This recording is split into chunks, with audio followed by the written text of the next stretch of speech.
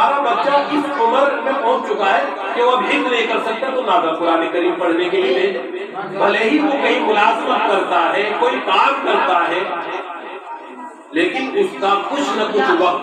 مدرسے میں لگوائے تاکہ وہ نازل قرآن کریم پڑھ لے۔ اور جب ہم دنیا میں نا تو ہمارے 3 سال ثواب کرتا ہے۔ تو بہرحال لمبی چوڑی تقریر کا موقع بھی نہیں ہے، یہ تو میں نے گنجائش سے زیادہ آپ لوگوں سے باتیں کر لی۔ آپ ساتھ دے رہے ہیں مفتی نادر صاحب کا، قاری محمد نعیم صاحب کا، بڑی خوشی کی بات ہے، اور ساتھ دینا